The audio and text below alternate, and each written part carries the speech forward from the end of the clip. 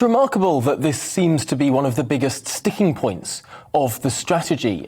According to reports, it seems that the Prime Minister has won that battle over nuclear power. We will be getting a lot more nuclear power stations. However, they do take years to build. The question is, what comes up as we build that capacity that may well serve us well 5-10 years from now? What do we do in the meantime? I suppose one of the big arguments has been to make use of our natural gas here in the UK, which we sit on a wealth of. There seems to have been a lot of disagreement, and we're not quite sure whether this is going to make it into the strategy or not. In your view, why do you think there's been so much consternation over the issue of making use of our own gas reserves?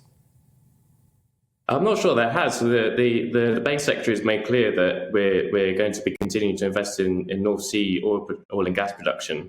We still have the policy of maximum economic recovery in place. That's been in place since 2015. I think that the strategy now, though, is to get off gas, which we don't have any control over the price of. And the best way to do that is certainly renewables, because they're cheap, they're popular. The more wind or solar that we use, the less expensive gas that we need. And of course, people are still very worried about the climate change, which is still a pressing issue, even if it's a more long-term one than energy security. It seems that the salience of climate change as an issue has dropped down the political agenda as people look at their heating bills, for example. It seems that potentially people are more worried about the pound in their pocket, at least in the short term. Does it not make sense to lift that moratorium on fracking, as well as going hell for leather at, for example, solar and wind? Does it not make sense to have some of those hydrocarbons used in the short to medium term, particularly before that nuclear baseload can be set up? So I think the important thing to remember here is that nothing cuts bills quite like renewables now, because they are the cheapest form of power production that we have.